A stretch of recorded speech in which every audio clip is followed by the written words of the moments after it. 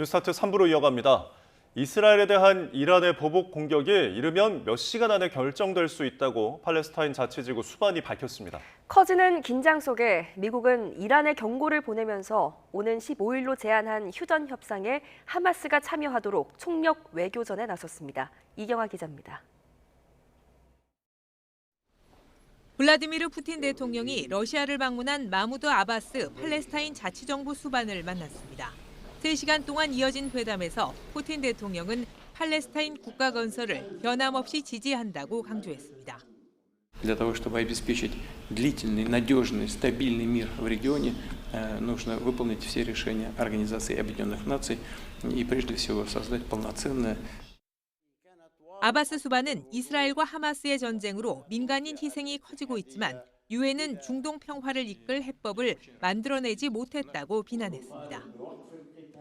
فشلت الأمم المتحدة بسبب أمريكا، بسبب الضغط الأمريكي، بسبب الموقف الأمريكي، فشلت في أن تعطينا.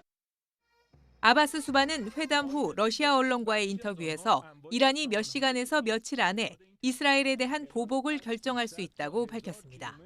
이란 등 반이스라엘 진영의 보복 공격이 임박했다는 분석이 잇따르는 가운데 나온 발언입니다.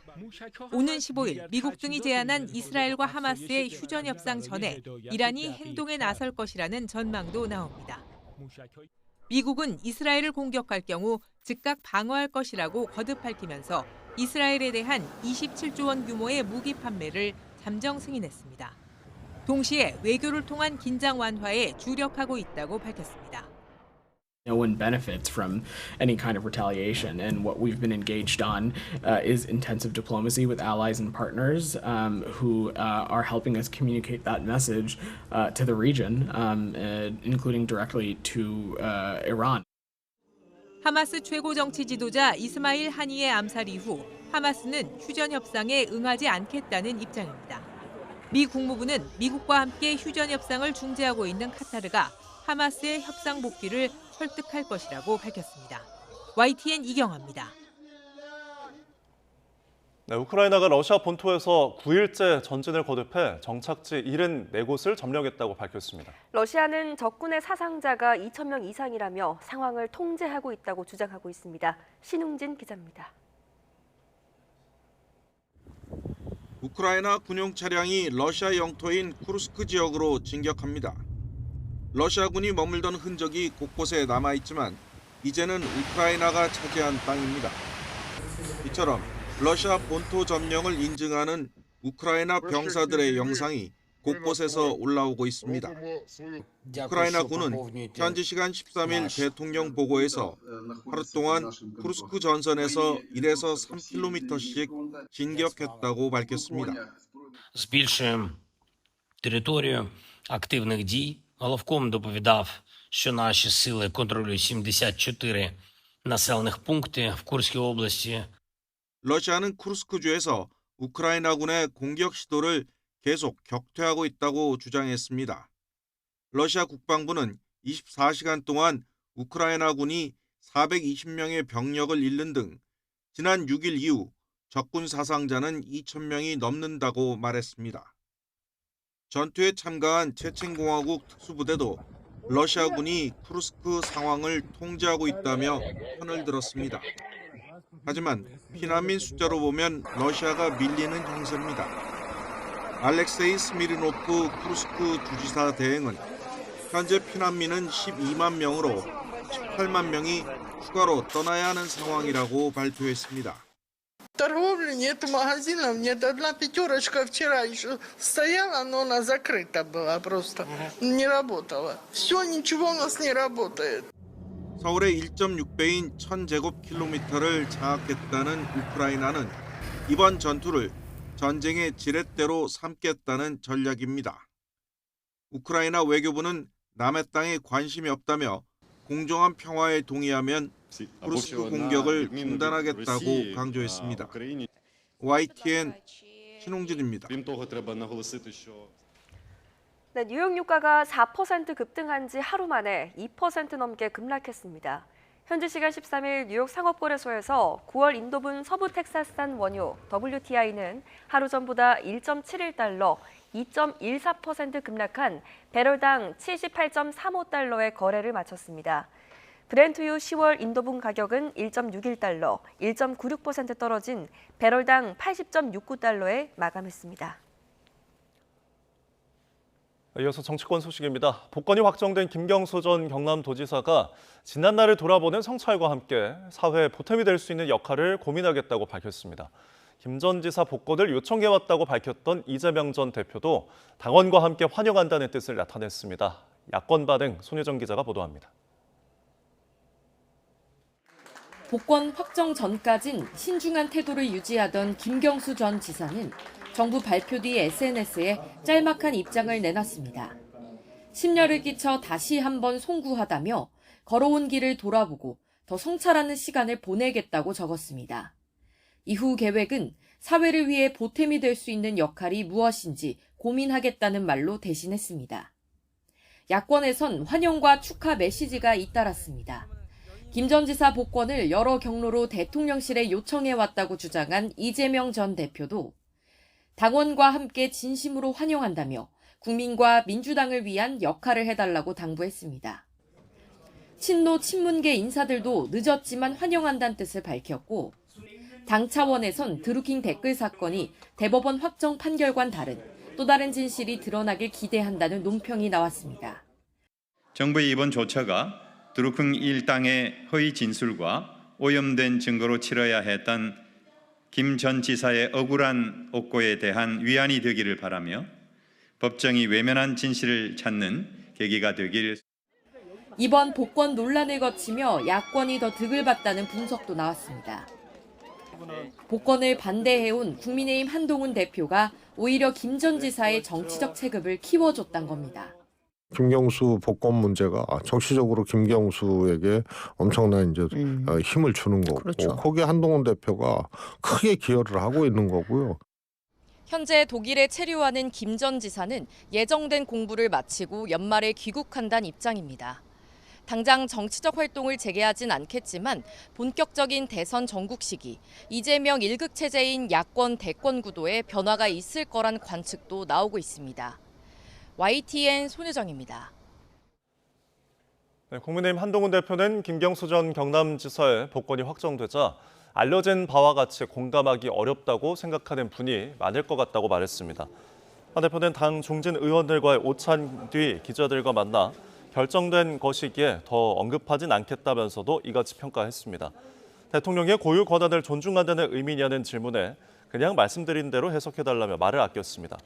한 대표는 김 전 지사가 광복절 특별사면 복권 명단에 포함된 것으로 알려진 뒤 대통령실에 여러 경로로 반대 의사를 전해왔던 것으로 알려졌습니다. 이어서 오늘의 국회 일정 살펴보겠습니다. 국회 법제사법위원회는 김영철 서울 북부지검 차장검사 탄핵소추 사건 조사를 위한 청문회를 개최합니다. 국민의힘은 검사 탄핵 자체에 반대한다는 입장인 반면 민주당은 김 검사가 김건희 여사가 연루된 코바나 콘텐츠 대기업 협찬 의혹 등을 봐주기 수사했다고 주장하고 있어 여야 간 신경전이 예상됩니다. 앞서 김 검사는 탄핵소추 당사자를 증인으로 출석시키는 건 위법적이라며 불출석 의사를 밝혔고 함께 증인으로 채택된 이원석 검찰총장 역시 불참하기로 했습니다.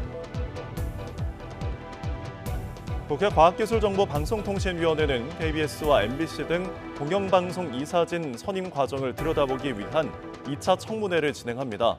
과방위 야당 의원들은 이진숙 방송통신위원장과 김태규 위원장 직무대행을 증인으로 불러 취임 하루 만에 공영방송 후임 이사 선임을 의결한 경위를 집중적으로 캐물을 걸로 보입니다. 반면 여당 의원들은 야당이 이 위원장 탄핵 소추를 해놓고 청문회 조사를 하는 건 앞뒤가 맞지 않다며 방통위 업무 방해를 즉각 중단하고 헌법재판소와 법원 결정을 기다려야 한다고 반발하고 있습니다. 앞서 이 위원장과 김 직무대행은 지난 9일 1차 청문회에는 출석하지 않았습니다.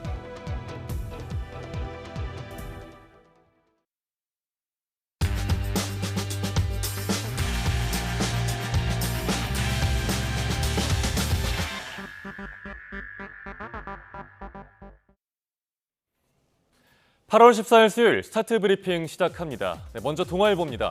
인천 청라 아파트 전기차 화재 사건 이후 전기차 포비아가 확산하고 있죠. 몇몇 광역자치단체에선 지하 전기차 충전소를 아예 폐쇄하려는 움직임도 있습니다. 정부의 기준에 맞춰서 전기차 충전기를 설치하려던 아파트에는 혼란이 오고 있습니다.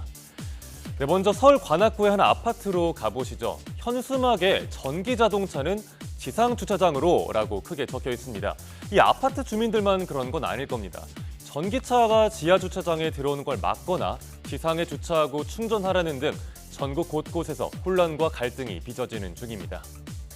현재 전기차 충전시설은 의무로 설치하도록 되어 있습니다.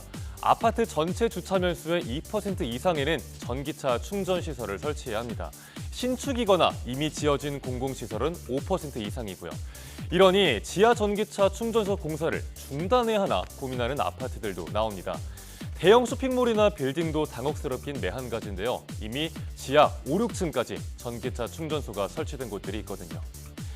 인구 밀집 지역에선 현실적으로 모든 전기차의 지상주차를 어렵다는 분석이 나옵니다. 또 전기차의 과잉 규제로 이어지면 산업 전체가 위축될 수 있다는 전문가 의견도 신문은 전하고 있습니다.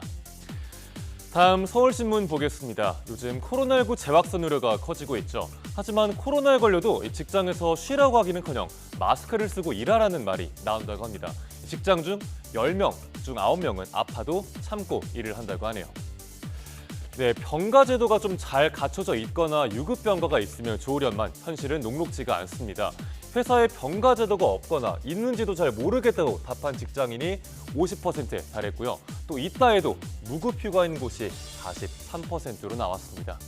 더군다나 지금은 격리 의무도 없죠. 아픈 몸을 이끌고 일한 적이 있는 직장인이 88%가 넘는다는 것도 어느 정도 이해가 갑니다. 네, 아플 때 꼭 필요한 지원으로 소득 보전을 꼽은 사람이 가장 많았습니다. 이럴 때 유급병가와 함께 언급되는 게 상병수당 제도죠. 하지만 아직 우리나라에선 시범사업 추진 단계입니다. 게다가 수령 조건이 상당히 까다롭습니다. 네, 학교 현장에선 출석 인정 여부를 놓고도 혼란이 이어지고 있습니다. 아프면 쉴 권리가 실종된 사회를 꼬집는 기사였습니다. 이번엔 한겨레 신문 보겠습니다. 얼마 전에 지리산에서 곰으로 추정되는 동물과 마주쳐서 달아나려다가 다친 주민이 있었습니다. 산에서 곰을 한번 마주친다고 상상을 해볼까요? 아무래도 등골이 좀 오싹해지겠죠. 네, 지리산에 지금 반달가슴곰 89마리가 살고 있는데 인간과 곰이 함께 안전하게 지낼 방법을 곰곰이 고민해보자는 내용입니다. 네, 생긴 건 좀 위협적일지 몰라도 반달가슴곰의 성격은 온순한 편이라고 하는데요. 대인 기피하는 습성도 뚜렷하다고 알려져 있습니다. 하지만 개체 수가 늘어난 만큼 안전 대책을 세우자는 목소리가 높아지고 있는 거죠. 지리산에 반달가슴곰이 방사되기 시작한 건 2004년, 이제 딱 20년이 됐습니다. 총 89마리 가운데 35마리에 GPS가 달려 있습니다. 곰의 서식지가 넓어지고 또 인명피해 우려도 있는 만큼 정부는 나머지 54마리도 위치를 추적해서 GPS를 부착하기로 했습니다.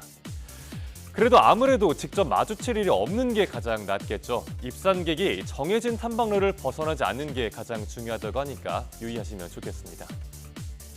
네, 다음 내용 보겠습니다. 세계일보입니다. 수감자 형기가 남은 줄 모르고 풀어줬다가 교정당국이 다시 잡으러 간다?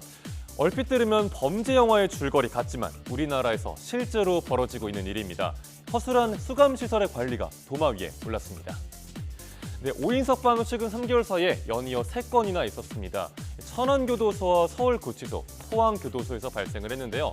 이 5인 석방의 경우 2020년엔 한 건도 없었다가 지난해 4건, 그리고 올해 들어서만 벌써 4건이 발생했습니다.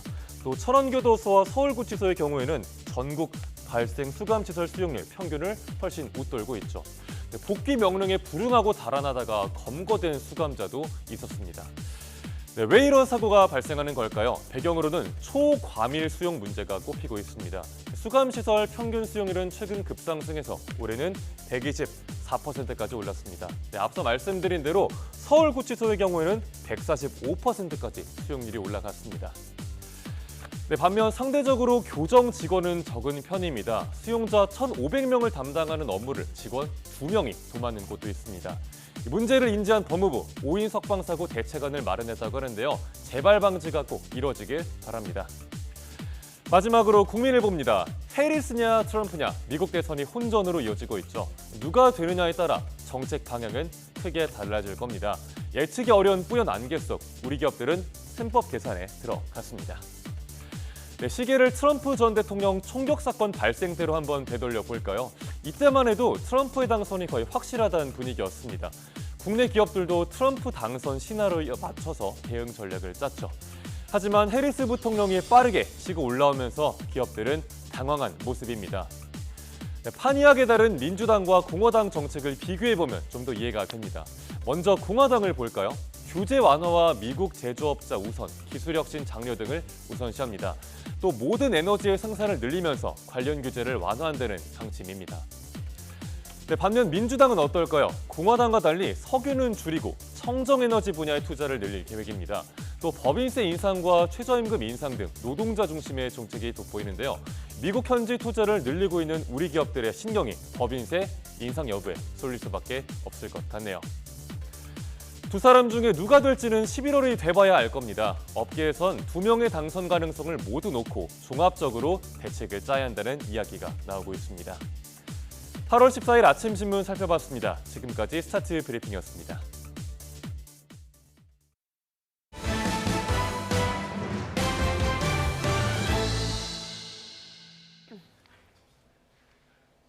네, 이어서 오늘 열리는 주요 재판 살펴보겠습니다. 조국 혁신당 대표가 자신과 딸의 사파를 엉뚱한 기사에 사용해 명예를 훼손당했다며 조선일보 기자 등을 상대로 낸 10억 원대 손해배상 소송의 1심 결론이 오늘 오전 10시에 나옵니다. 조선일보는 지난 2021년 성매매 병행 관련 기사에 조 대표 부녀를 연상시키는 사파를 넣었다가 조 대표의 항의를 받자 사과하고 재발 방지를 약속했습니다. 4조 5천억 원대 분식회계 의혹이 불거진 삼성바이오로직스가 증권선물위원회에 제재를 취소해달라며 낸 소송의 1심 결론은 오늘 오후 2시에 나옵니다.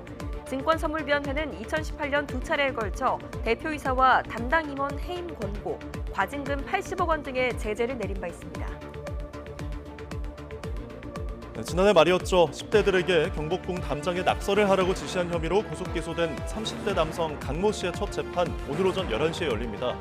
당시는 자신이 운영하는 불법 영상 공유 사이트를 홍보하기 위해 영화, 공짜 등 글자를 쓰도록 지시한 것으로 조사됐습니다.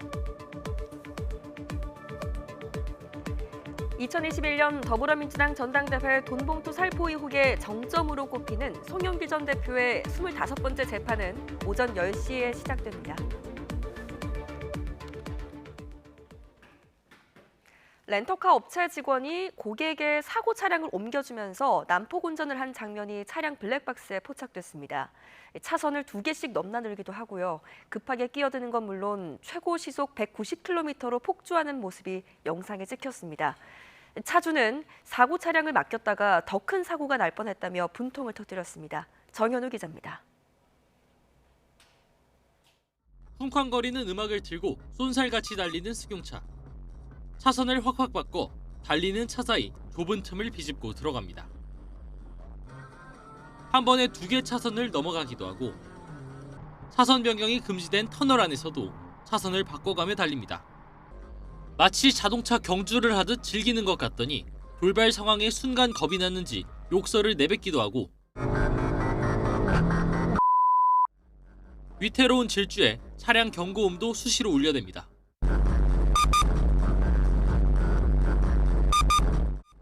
이러다 사고가 나는 건 아닌지 아슬아슬하게 도로를 달리는 이 승용차. 며칠 전 접촉사고가 났던 차량입니다. 게다가 신나게 살을 모는 운전자는 차 주인도 아닙니다. 자동차 사고 이후 렌터카를 빌려주고 사고 차량을 공업사까지 옮겨다주는 과정에서 렌터카 업체 직원이 고객 차량으로 폭주를 한 겁니다. 이런 사실을 까맣게 모르고 있던 차량 주인은 뒤늦게 차량과 연동된 스마트폰 어플리케이션을 보고 알게 됐습니다. 당시 스마트폰에 찍힌 최고 시속은 무려 190km였습니다. 사고가 난 차를 믿고 맡겼더니 더 큰 사고가 날 뻔했다며 분통을 터뜨린 차 주인은 난폭 운전으로 차에 추가적인 흠집까지 생겼다며 항의합니다. 해당 직원이 제 차량을 운행하고 나서 스톤칩으로 인해 앞유리에 크랙과 그다음에 조수석 쪽 앞에 휠에 상처가 하나 생겼습니다.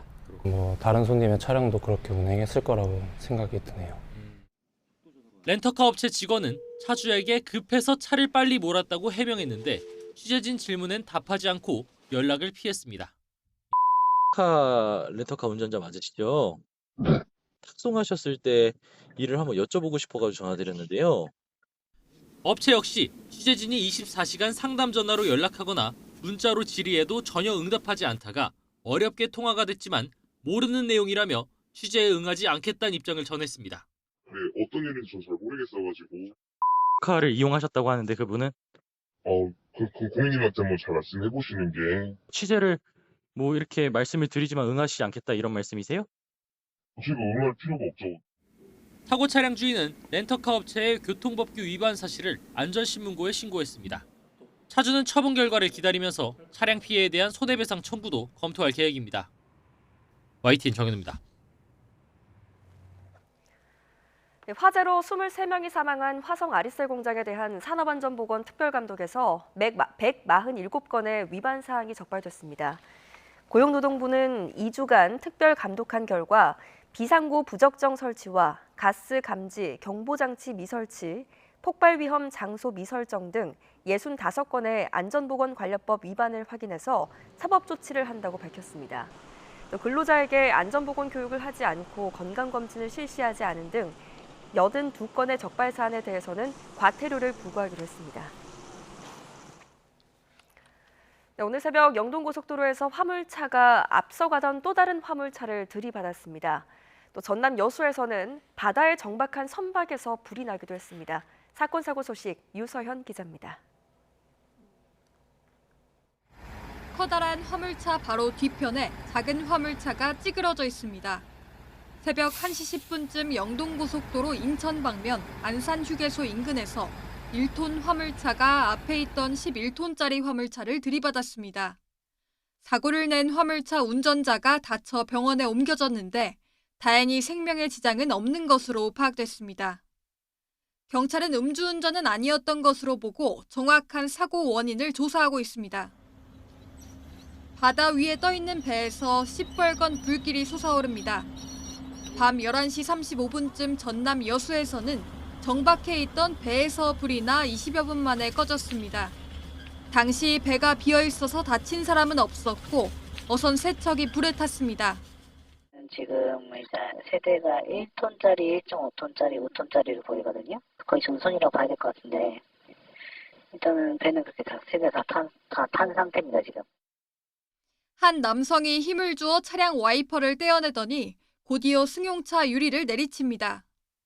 술에 취한 60대 남성이 주차 방식에 불만을 품고 차량을 부수기 시작한 겁니다. 주차된 차량 2대가 피해를 봤는데 당시 이를 목격한 시민이 신고하면서 이 남성은 경찰에 체포됐습니다. 경찰은 이어진 수사 끝에 최근 이 남성을 특수재물손괴 혐의로 검찰에 넘겼습니다. YTN 유서연입니다. 밀양 집단 성폭행 사건 가해자의 신상을 공개한 혐의로 유튜버가 구속된 데 이어 그 부인도 구속됐습니다.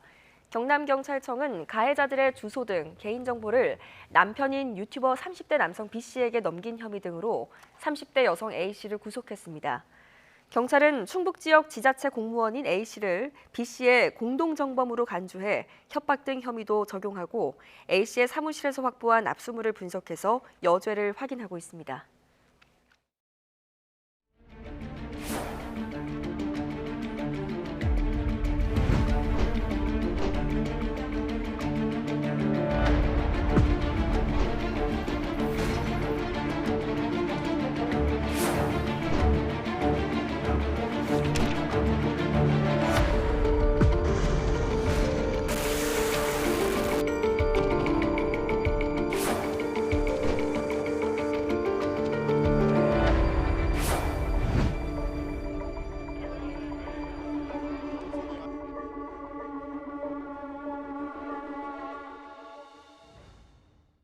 최신 경제 소식을 빠르고 친절하게 전해드립니다. 스타트 경제, 오늘은 서은숙 상명대 경제금융학부 교수와 함께하겠습니다. 교수님 어서 오십시오. 네, 안녕하세요. 어서 오십시오. 자, 오늘은 이제 대외적인 요인에 대해서 좀 짚어보겠습니다. 이란의 이스라엘 공격이 좀 임박했다는 보도가 계속 나오고 있거든요. 뭐 빠르게는 몇 시간 안에도 공격할 수 있다라는 기사까지 나왔는데 또 러시아와 우크라이나 전쟁도 다시금 이제 격화되는 분위기지 않습니까? 그럼 이런 대외적인 요인들이 좀 에너지 위기에 어떤 변동을 가져올 수 있지 않을까요? 네. 사실 이제 중동 지역의 불안정성은 결국은 이제 유가 상승으로 이제 이어질 수밖에 없거든요. 그래서 아마 이제 이게 그 공격이 임박했다는 소식이 전해지면서 유가가 가장 크게 이제 변동이 되고 있는 것으로 보여집니다. 그래서 우리가 이제 유가를 측정하는 지표에 해당하는 유가를 이제 측정하는 지표에 해당하는 WTI가 8월 12일 기준으로 보면은 4.19%나 이제 상승한 걸로 나타났고요.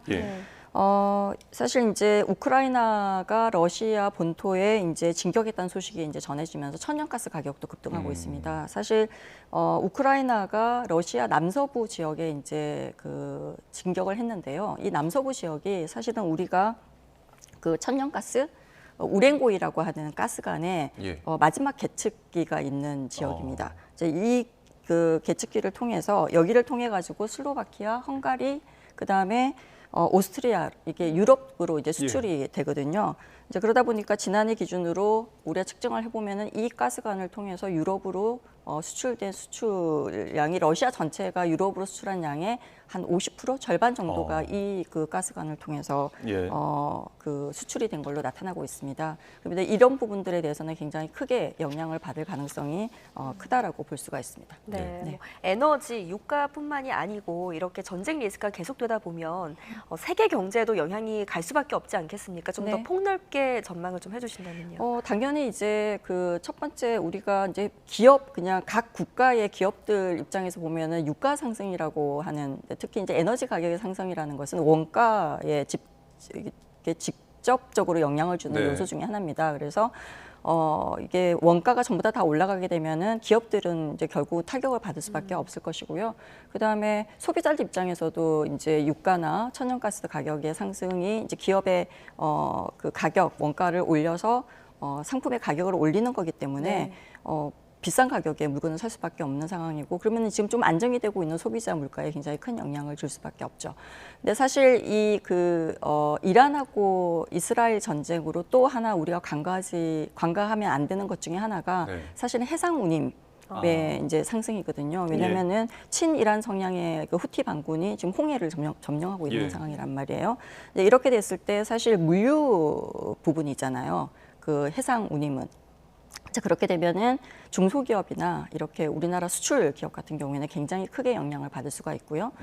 또 세계 경제 전체적으로 보게 되면은 이제 경기 침체도 사실 좀 경기 침체가 좀 극복되는 시기에 왔었는데 이 전쟁으로 인해 가지고 다시 이걸 극복하기가 굉장히 어려운 상황이 되는 상황이 될 수도 있겠습니다. 왜냐하면은 금융시장의 경우에도 사실 자금 조달을 하는데 굉장히 중요한 시장이 금융시장이잖아요.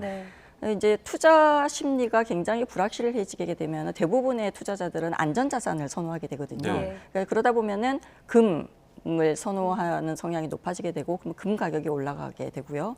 그 다음에 아무래도 주식보다는 채권에 대해서 훨씬 더 선호도가 높을 것이고 그러면 국채 가격이 올라가게 되면 국채 금리가 다시 하락하게 될 것입니다. 자, 그래서 이러한 금융시장의 불안정성도 굉장히 커질 것이다라고 우리가 예측을 할 수가 있겠죠.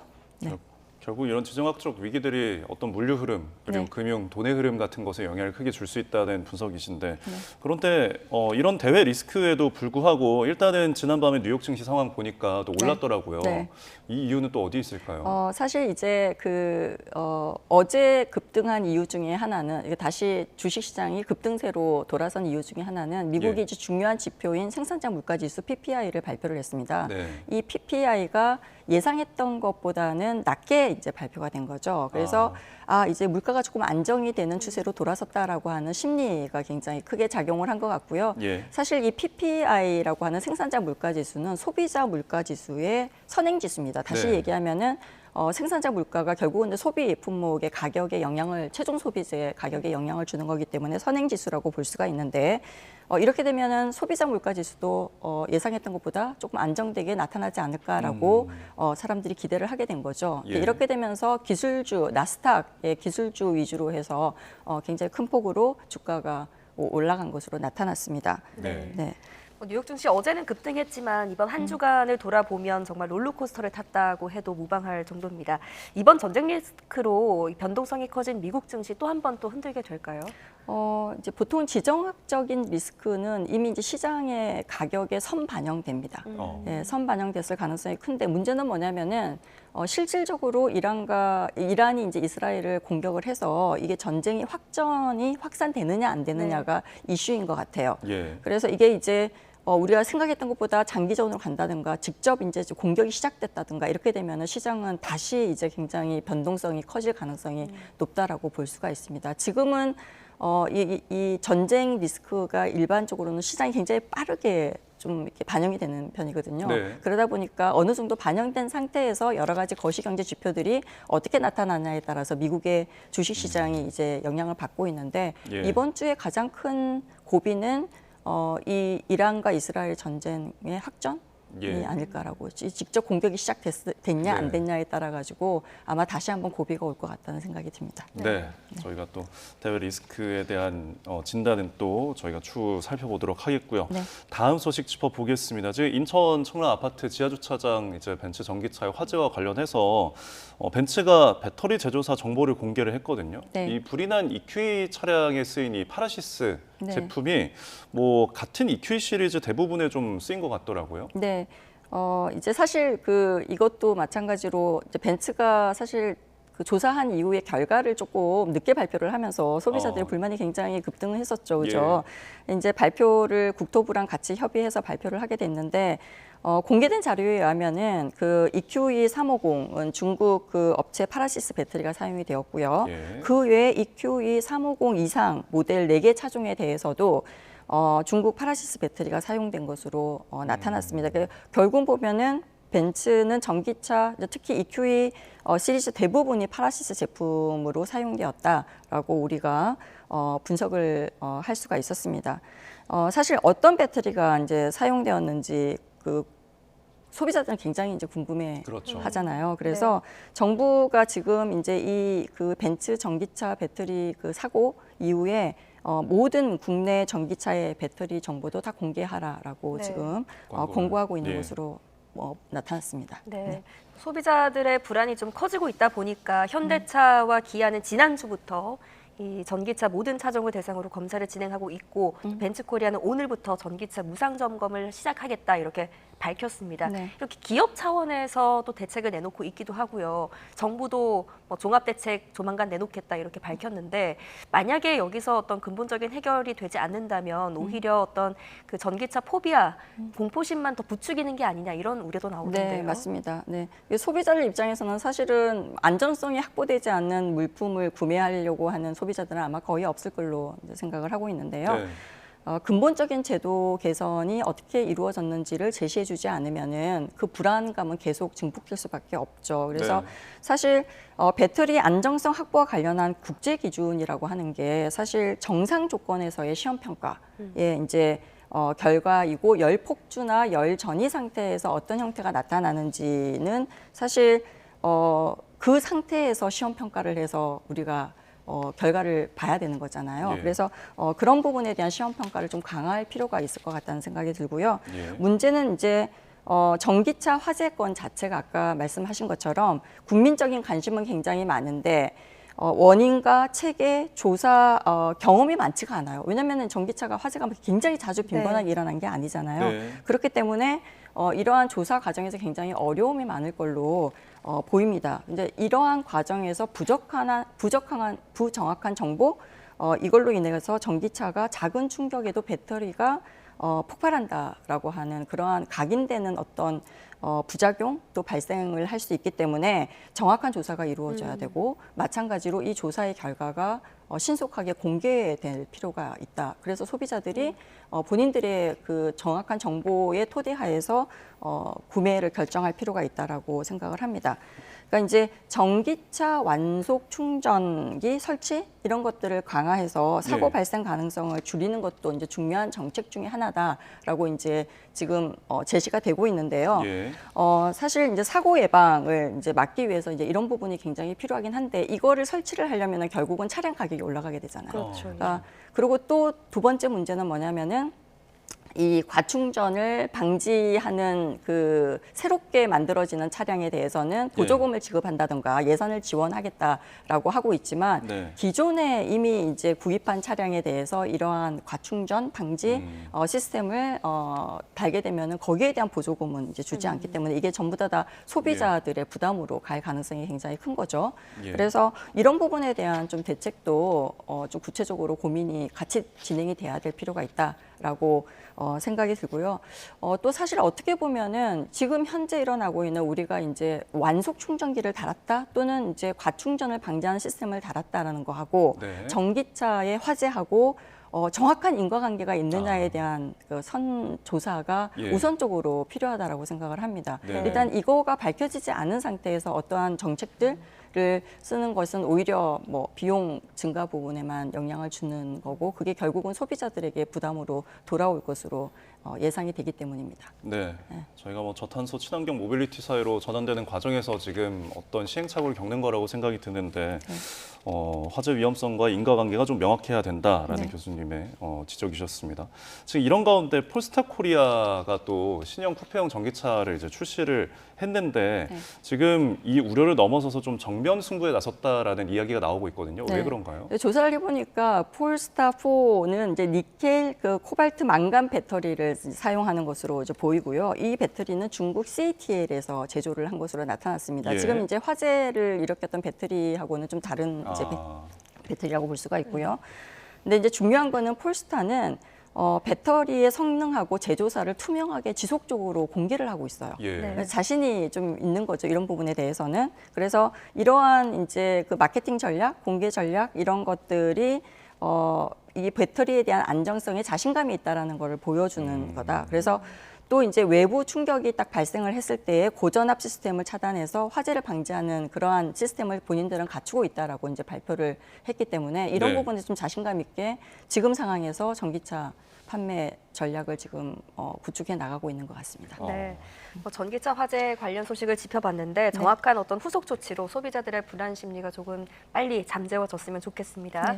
다음 주제로 넘어가 볼게요. 카카오페이가 가입자들의 신용 정보를 동의도 없이 알리페이에 넘겼다 이런 소식이 전해지던데 이게 어떤 내용입니까? 금감원이 발표한 자료에 따르면은 그 알리페이에 제공된 정보가 우리가 이제 카카오의 계정 아이디 핸드폰 번호, 이메일, 그다음에 카카오페이 가입 내역, 카카오페이의 거래 내역, 장고, 뭐 결제한 내역, 송금 내역이 전부 다 포함이 되어 있어요. 그래서 이게 이제 관련 정보가 지난 2018년 4월부터 현재까지 그러니까 매일 한 차례 알리페이에 제공이 됐고요. 총 542억 건, 누적으로 치면은 4,045만 명에 달하는 규모에 해당이 됩니다. 그래서 카카오페이는 알리페이가 이제 고객 신용 정보를 산출해야 되는데요. 이게 이제 알리페이가 왜 고객 신용 정보 산출을 해야 되냐면은 사실 우리가 앱 스토어에서 해외 앱을 결제를 하잖아요. 그 결제를 할 때 이 고객의 신용 정보가 필요합니다. 그러다 보니까 카카오페이 전체 고객의 신용 정보를 요청을 한 거죠. 이제 해외 결제를 이용하지 않은 고객의 정보까지 전부 다 포함해서 카카오페이에 가입한 전체 고객의 정보가 넘어간 게 이제 이번에 문제가 된 거로 드러났고요.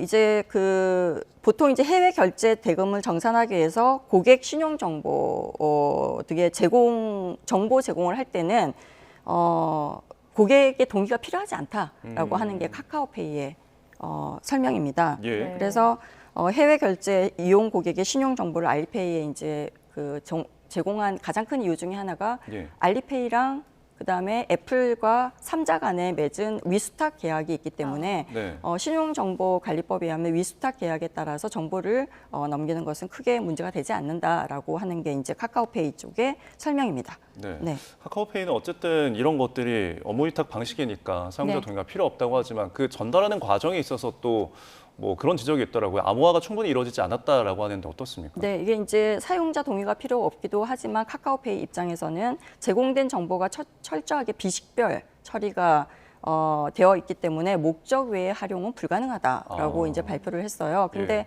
이제 그러다 보니까 지금 이 이슈에서 카카오페이가 불법이다 아니다라고 우리가 평가할 수 있는 가장 큰 이제 이유, 그러니까 그 항목 중에 하나는 카카오페이의 암호화 처리 수준이 현행법상 기준에 충분한지 아닌지를 파악하는 게 불법 여부를 가르는 핵심이라고 우리가 볼 수가 있겠습니다. 예. 네, 카카오의 이런 악재가 또 김범수 창업주 구속이 또 됐잖아요. 이런 부분들이 또 주가에 영향을 미치지 않을까 이런 전망도 나오던데요. 아무래도 이제 제재를 받게 돼서 이게 업무 자체에 이제 제한을 받게 되면은 실적에 영향을 받게 되지 않겠습니까? 이제 그러다 보니까 카카오페이에 대한 제재 검토를 시작했다라는 뉴스가 나가고 난 다음에 카카오페이의 주가가 어제 5% 하락했습니다. 예. 네.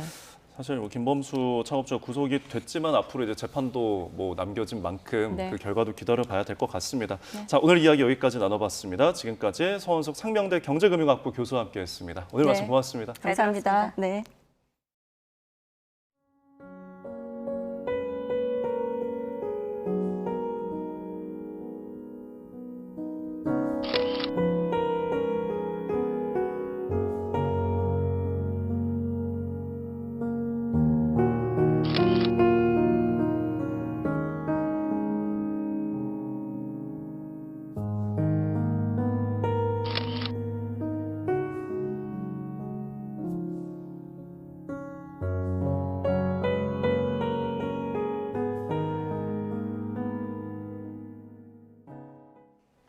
네, 밤사이 서울에서 24일째 열대야가 나타나면서 역대 2위 기록을 갈아치웠습니다. 한낮에는 삼복더위 중 마지막인 말복다운 극심한 폭염이 이어지겠는데요. 자세한 날씨 알아보겠습니다. 원희다 캐스터.